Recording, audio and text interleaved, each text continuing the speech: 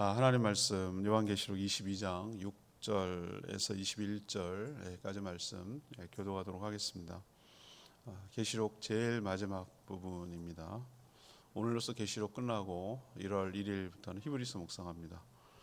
오늘은 12월 30일 토요일, 12월 30일 토요일 아침입니다. 12월 30일자 본문 계시록 22장 6절에서 21절까지 제일 성경 끝부분 교독하겠습니다. 또 그가 내게 말하기를 이 말은 신실하고 참된지라 주 곧 선지자들의 영의 하나님이 그의 종들에게 반드시 속히 되어질 일을 보이시려고 그의 천사를 보내셨도다. 보라 내가 속히 오리니 이 두루마리의 예언을 말씀을 지키는 자는 복이 있으리라 하더라. 이것들을 보고 들은 자는 나 요한이니 내가 듣고 볼 때에 이 일을 내게 보이던 천사의 발 앞에 경배하려고 엎드렸더니 그가 내게 말하기를 나는 너와 내 형제 선지자들과 또 이 두루마리의 말을 지키는 자들과 함께 된 종이니 그리하지 말고 하나님께 경배하라 하더라. 또 내게 말하되 이 두루마리의 예언의 말씀을 임봉하지 말라. 때가 가까우니라. 불의를 행하는 자는 그대로 불의를 행하고 더러운 자는 그대로 더럽고 의로운 자는 그대로 의를 행하고 거룩한 자는 그대로 거룩하게 하라. 보라 내가 속히 오리니 내가 줄 상이 내게 있어 각 사람에게 그가 행한 대로 갚아주리라. 나는 알파와 오메가요 처음과 마지막이요 시작과 마침이라. 자기 두루마리를 빠는 자들은 복이 있으니 이는 그들이 생명나무에 나아가며 문들을 통하여 성에 들어갈 권세를 받으려 함이로다. 개들과 점술가들과 음행하는 자들과 살인자들과 우상 숭배자들과 및 거짓말을 좋아하며 지어내는 자는 다 성 밖에 있으리라. 나 예수는 교회를 위하여 내 사자를 보내어 이것들을 너희에게 증언하게 하였노라. 나는 다윗의 뿌리요 자손이니 곧 광명한 새벽 별이라 하시더라. 성령과 신부가 말씀하시기를 오라 하시는도다. 듣는 자도 오라 할 것이요 목마른 자도 올 것이요 또 원하는 자는 값없이 생명수를 받으라 하시더라. 내가 이 두루마리의 예언의 말씀을 듣는 모든 사람에게 증언하노니 만일 누구든지 이것들 외에 더하면 하나님이 이 두루마리에 기록된 재앙들을 그에게 더하실 것이요 만일 누구든지 이 두루마리의 예언의 말씀에서 제하여 버리면 하나님이 이 두루마리에 기록된 생명나무와 및 거룩한 성의 참여함을 제하여 버리시리라. 이것들을 증언하시니가 이르시되 내가 진실로 속히 오리라 하시거늘 아멘. 주 예수여 오시옵소서. 주 예수의 은혜가 모든 자에게 있을지어다. 아멘.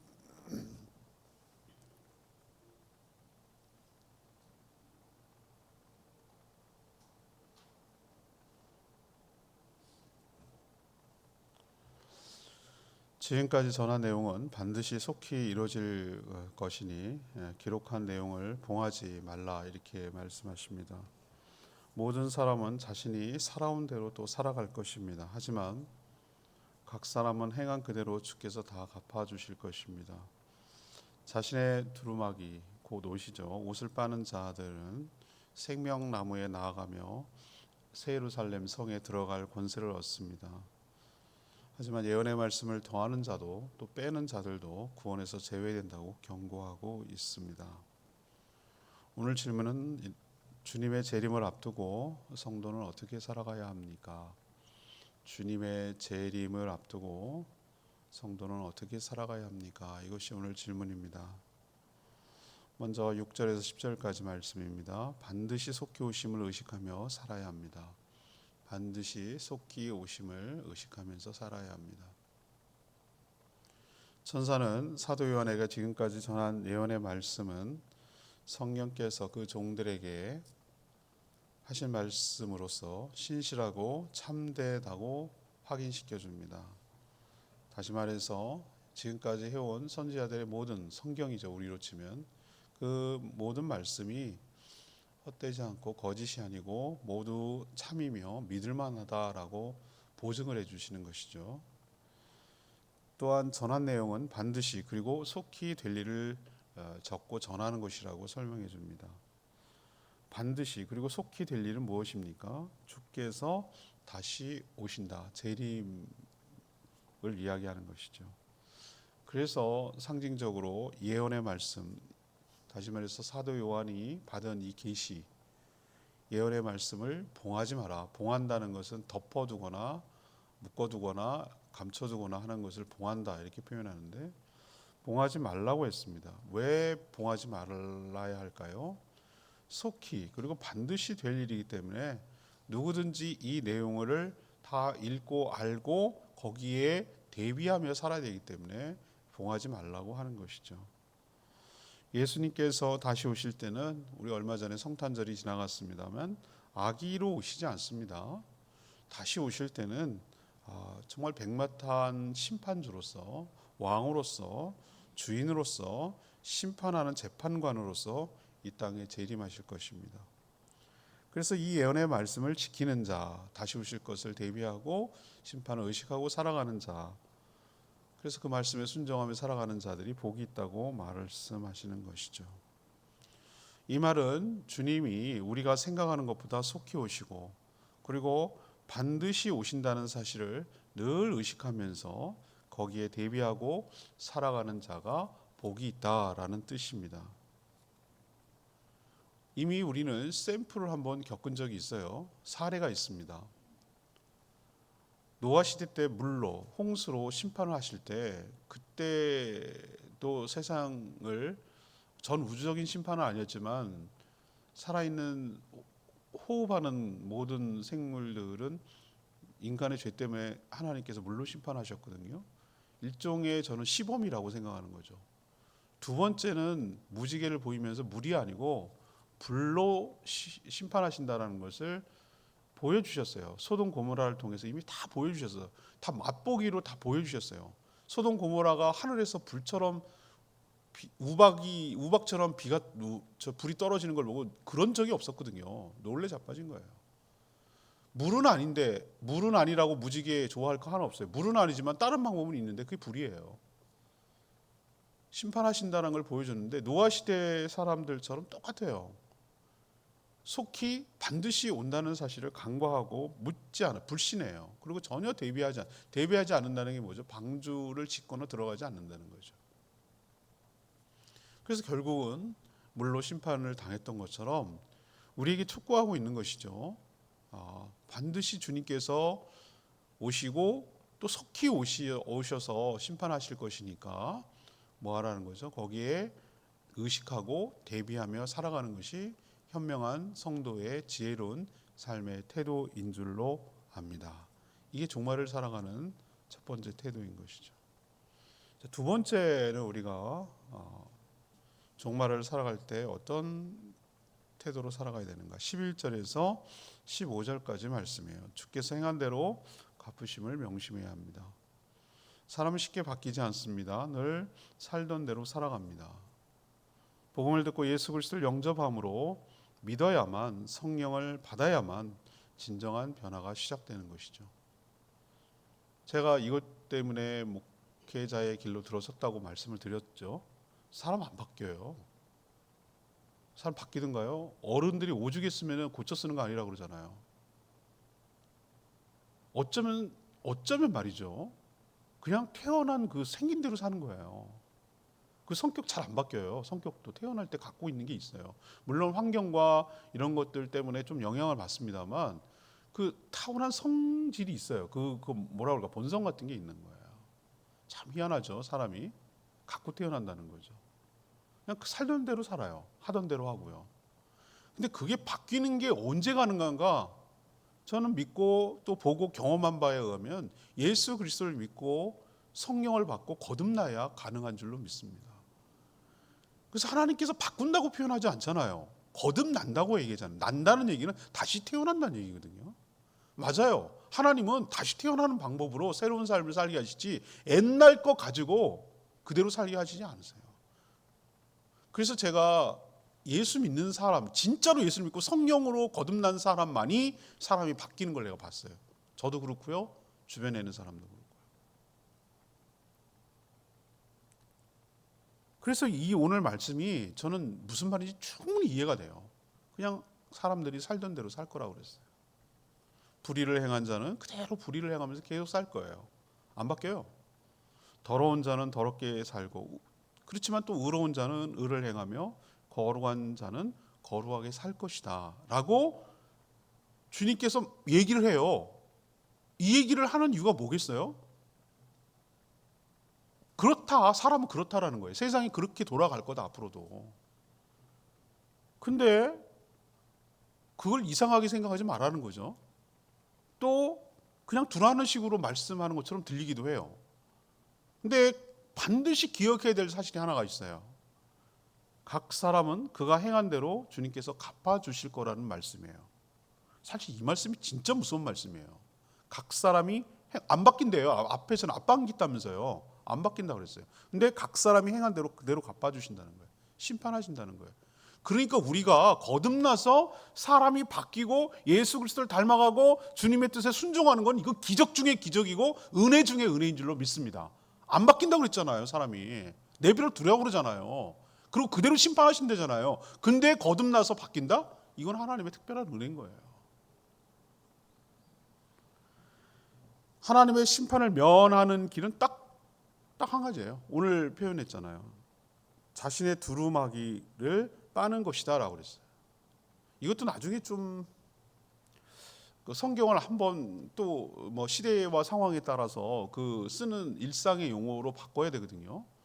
그러니까 너무 확 바꿔도 문제지만 너무 그 뭐랄까 구어체로 바꾸는 것도 좀 그 위험성이 있어요. 쉬운 성경이 굉장히 쉽기는 한데 그 정확한 원어의 의미를 왜곡하거나 너무 많이 바뀌어버릴 가능성이 있기 때문에 우리가 성경 예배 공적으로 쓰지 못하는 이유거든요.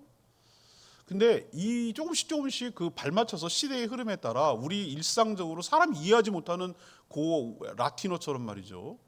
그렇게 죽어버리는 언어를 사용하는 건 이건 아니에요. 그래서 바꿔야 되는데 두루마기는 여러분들 지금까지는 우리가 알고 있어요. 우리 시대까지는 알고 있다고요. 근데 나유리 시대는 몰라요. 나유리가 이 성경 읽으면 모른다고. 두루마기라는 게 뭔지 몰라요. 사전 찾아야 돼요. 두루마기가 뭐죠, 여러분? 한복을 입을 때 제일 겉에 입는 외투잖아요. 외투, 두루마기. 두루마기를 벗는다. 그러면 이것은 상징이에요. 이거는 메타포, 은유예요, 은유. 겉옷을 제일 나중에 입는 겉옷을 두루마기라고 그러잖아요. 근데 이것은 옷인데 그럼 옷을 빨아야 되냐, 세탁을 해야 되냐? 아닌 거 여러분이 알잖아요. 이건 은유라는 거. 세탁이 아니라 자신의 죄와 허물을 그리스도의 보혈로 정결케 하고 그의 의로움으로 덧입는 것을 말하는 거죠. 이게 바로 심판을 면하는 길이에요. 새로운 의로운 옷으로 덧입어야 돼요. 우리의 더럽고 추악한 모든 옷을 그리스도의 보혈로 정결하게 하고 예수 그리스도의 거룩하고 의로운 옷을 우리가 새로운 옷으로 장착을 해야 돼요. 이것도 상징이에요. 옷을 갈아입는 것이죠. 그렇게 될 때 겉에 보면 예수님의 의로운 옷을 우리가 입고 있으니 우리는 의로운 사람으로 여겨주시고 쳐주시고 바로 이 행한 대로 심판을 받지 않게 될 줄 믿습니다. 그렇게 되어야 오늘 천국에 묘사하고 있잖아요. 천국의 생명나무로 나갈 수 있고 거룩한 성에 들어갈 권세를 얻는다. 성이라고 말하는 것은 우리의 개념, 이것도 좀 달라요. 우리는 성에 살지 않잖아요. 근데 우리는 100년 전만 해도 성이 있었어요. 여러분도 흔적도 없이 사라져버리는 흔적은 있구나. 제주 성이 여러분 있었어요. 당연히 대전 가면 성이 있어요. 그다음 정의연의 옛날 정의연이라고 불렀던 민속마을 가면 성이 있어요. 흔적이 남아 있다고요. 제주성 그 돌을 갖다가 일제시대 때 다 산지천 그 항구 만드는 데다가 돌 써버리고 몇 조금만 남아 있어요. 성은 뭘 의미합니까? 예, 경계선을 의미하는 거예요. 안과 박을 이렇게 그 경계하는 경계선이에요. 대정에 가면은 흔적이 아주 뚜렷하게 남아 있어요. 그 성곽이 어떻게 생겼는지를 흔적이 남아 있어요. 그 안과 밖이 달라요. 지금 도로가 나서 뚫려버렸지만 그 안에와 밖에가 경계가 아주 뚜렷해요. 그래서 거룩한 성이라고 들어가는 것은 이 인이죠. 들어가는 걸 말하는 거예요. 그 안으로 들어간다, 속하게 된다라는 것을 그 당시 사람들이 이해시키기 위해서 성이라는 개념을 쓰는 거예요. 경계선이에요. 그러니까 성으로 들어간다는 얘기는 천국으로 들어간다, 천국 안으로 들어간다는 것을 우리에게 가르쳐주고 있죠. 옷을 빨아야 돼요. 좋은 세탁기 사는 게 아니라고 제가 분명히 말씀드렸어요. 그렇지만 안 되는 거, 성 밖으로 내쳐질 사람들을 오늘 또 한 번 언급하고, 이게 반복적으로 언급하는데, 점치고 음행하고 살인, 우상숭배, 거짓말 지어내는 자들. 섬찟해요, 섬찟해. 근데 제일 앞에 나오는 거, 개들과 그랬어요. 개들과. 어떤 사람들이 자꾸 물어봐. 천국에 가면 개가 있냐고. 애완견 너무 좋아하는 사람들. 전 있을 수도 있을 것 같은데요. 이때 싶어요. 왜 천국이 안에 어린 양이 뭐 사자굴에 들어 독사가 뭐 굴에 넣고 이것도 상징이긴 하지만 더불어 함께 모든 생물들이 같이 살아가는 것이 아닐까? 뭐 이런 생각이 들거든요. 천국이 막 사람만 살고 보석만 있고 그러면 얼마나 삭막하겠어요? 더불어 함께 살아가는 거 참 재미있고 행복할 것 같아요. 근데 여기서 개들과라고 말하는 것은 아주 천박하고 본능적이고 그런 것을 아주 경멸할 때 쓰는 표현이에요. 그래서 개들과. 동물이 못 들어온다 개념이 아니라 개처럼 살아가는 사람들, 지극히 본성적으로 본능적으로 그냥 그렇게 살아가는 사람들을 말할 때 그냥 개들과라고 말하는 것이죠. 진짜 개 멍멍이 도구가 아니고. 근데 제일 먼저 개들과 이렇게 말했어요. 이 표현이 저는 좀 상당히 충격적이에요. 개처럼 살아가는 사람들, 그냥 지극히 본성과 본능적으로 살아가는 사람들을 먼저 언급해놓고 쭉쭉쭉쭉쭉 뒤에 얘기해놓은 것을 우리가 좀 기억할 필요가 있어요. 이런 자는 어떻게 합니까? out, 성 바깥에 들어, 성 안이 아니라 성 바깥에 있는 거예요. 오늘 두 번째로 우리가 명심해야 될 게 뭡니까? 주께서 행한 대로 뭐 하신다?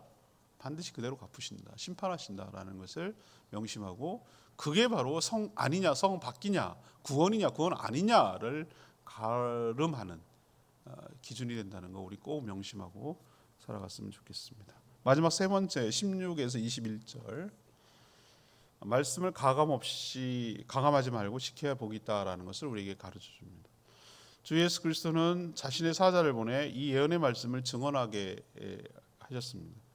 심판을 예언하는 말씀은 멸망 쪽에 무게가 실리지 않습니다. 오히려 이 말씀을 듣고 구원을 받아라라는 것이 더 목적이죠. 다 죽었어 이제 그게 아니잖아요. 하나님의 말씀은 자기 만든 피조물 다 죽었어, 그게 뭐가 유쾌하겠어요? 그렇죠? 다 살라는 쪽으로 하라는 거죠. 인생의 목마름으로 갈증을 느끼는 모든 자들은 뭐하라고 합니까? 17절에 값없이 와서 생명수, 이거 초청하는 거잖아요. 이게 이사야 55장에 나오나요? 아마 그럴 거예요. 이 표현이 그대로 쓰고 있잖아요. 오라는 거예요. 초청의 의미예요. 다 죽지 말라는 것이 목적이 아니고 다 죽었어 이게 아니고, 지금이라도 이 사실을 알고 뭐하라는 거예요. 그러니까 개봉하라고 그랬지, 봉하지 말라고 그랬지. 오라는 거예요. 들어오라는 거, 초청하고 있는 거예요. 예언의 말씀을 대할 때 조심해야 될 두 가지 사실이 있어요. 사실은 세 가지예요. 예언의 말씀에 다른 것을 더하면 이미 기록된 재앙들을 뭐 할 거예요? 받을 거라고 그랬어요. 이 말씀에 더하는 사람들 의외로 이단들 많습니다.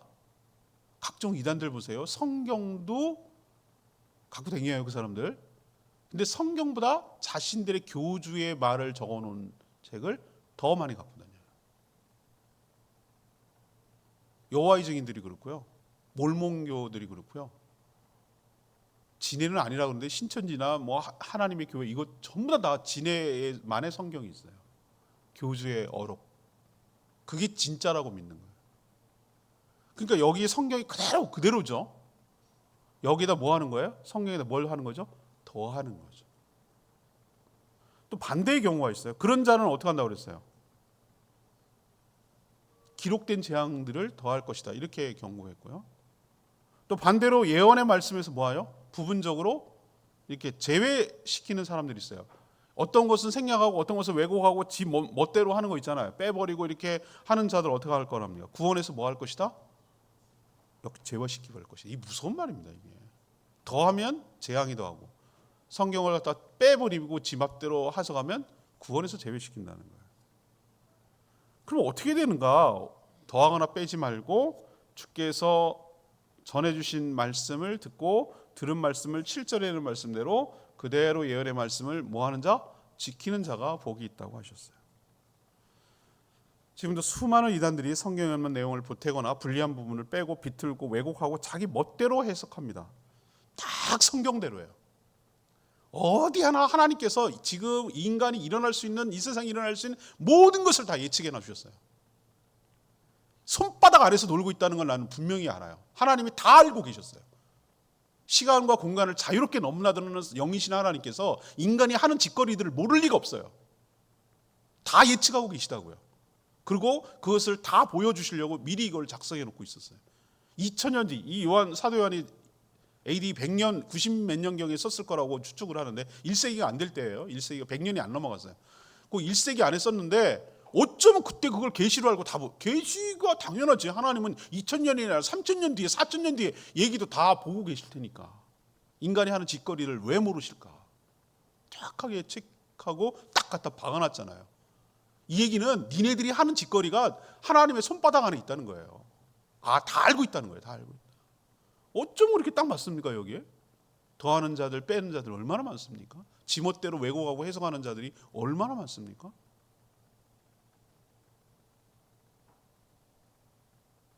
우리도 하나님의 말씀을 가감, 더한 가, 뺄 감, 가감하지 말고 그대로 지킬 때 복이 있을 줄 믿습니다. 이게 바로 종말을, 말세를, 재림을 대비하며 살아가는 성도의 태도입니다. 저는 레마의 말씀이 17절 말씀, 성령과 신부가 말씀하시기를 오라 하시는도다. 듣는 자도 오라 할 것이요 목마른 자도 올 것이요 또 원하는 자는 값없이 생명수를 받으라 하시더라. 마지막을 얘기하면서 이 말씀을 하셨는 것이 전 굉장히 은혜가 되더라고요. 이 이사야 55장 말씀 그대로 인용한 거거든요. 많은 사람들이 요한계시록을 어떤 책으로 생각을 하냐면은 무섭고 두렵고 이해 안 되고 어려운 책으로 자꾸 그렇게 해석해서 거길 건드리질 않아요. 그러니까 이단들이 지멋대로 막 하는 거예요. 여러분 저와 함께 이 요한계시록을 지금 제가 부임해서 두 번째인데 어려운가요? 저는 이해가 어렵지 않아요.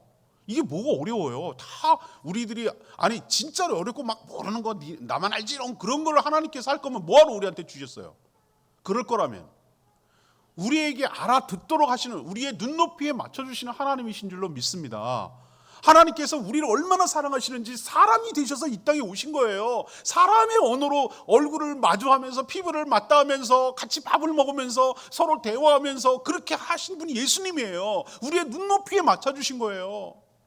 우리도 애기들이랑 대화할 때, 제가 이나랑 대화할 때는 어떻게 합니까? 위에서 보면 애들은 이게 크게 보인다고요.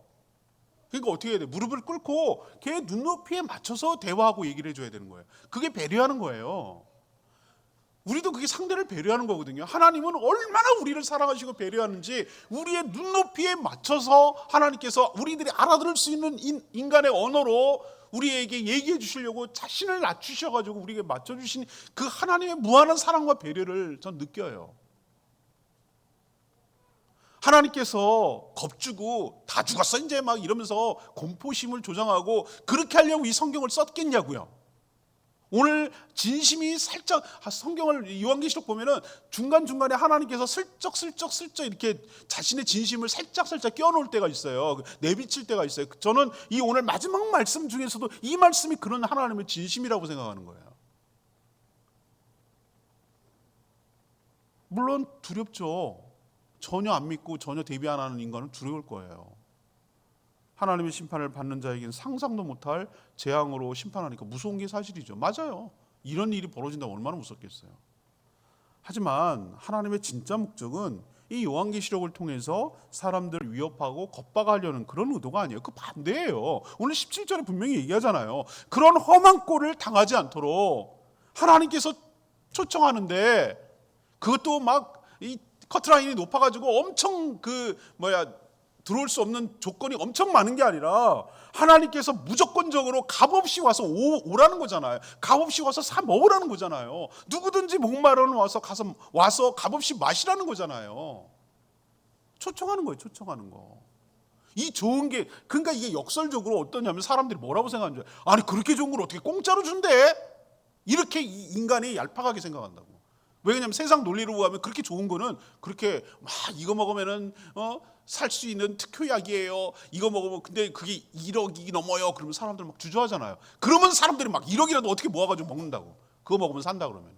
근데 어이없게도 하나님께서 그 정말 무슨 병이 나는 특효약 정도가 아니라 영생할 수 있는, 생명을 살릴 수 있는, 두루마기를 빨 수 있는 그 방법이 있다고 값없이 와서 생명수를 사 먹으라 그러는데도 압니다. 참 기가 막혀. 자기 꾀에 자기가 빠지는 거고, 사단이 눈을 이렇게 가려가지고 선입견과 자기 고집과 아집과 그 똘똘 뭉쳐진 그 잘못된 생각이 꽉 자기를 사로잡아가지고 한 발짝도 못 가게 만들어요. 저 앞에 가면은 생명수를 마시고 주님 앞으로 오면은 값없이 준다고 했는데도 불구하고 목마른 자도 목말라. 자기 목마른 거 알아요. 그러니까 딴 거는 계속 마셔대면서도 하나님이 주신 생명수를 마실 생각은 안 해요. 엉뚱한 것만 계속 갈증 나는 것만 막 술 먹고 뭐 먹고 딴 것만 찾고 앉았다. 하나님이 주신 생명수를 먹어야 인생의 갈증이 해결되는데 참 답답해요. 안타까워요. 참 안타까워요. 제가 하나님 심정을 조금 알게 되니까 하나님 참 막 안타깝고 답답하실 것 같아요.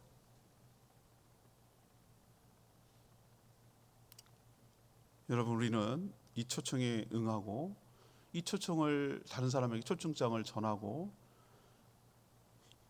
인생에 목마르거든 네 힘으로 해결하려고 하지 말고 엉뚱한 거 마시셔서 해결하지 말고 주님께로 나와서 생명수를 받아 영생을 누리고 그 인생의 갈증을 치유하고 회복하라고 권면하며 살아가는 저희 모두가 되기를 원합니다. 이게 내일 주일 말씀이에요. 20절 말씀 기억하십시오. 증언하시니 주님이죠. 내가 진실로 속히 오리라. 제일 마지막 말씀. 내가 진실로 속히 오리라. 그러니까 우리 반응은 아멘 주 예수여 오시옵소서. 이게 마라나타예요. 인사예요. 인사. 내일 설교 제목이 마라나타. 초대 교회 성도들은 이것을 인사로 했어요. 마라나타. 주 예수여 어서 오시옵소서. 마라나타. 인사였어요. 주 예수의 은혜가 모든 자들에게 있을지어다. 이 말씀을 그대로 믿고 받는 자에게 은혜가 임하게 되는데 모든 자에게 임하라고 얘기하잖아요. 오늘 말씀 붙들고 기도하기 전에 찬양지 마라나타 940장 부르고 기도하겠습니다.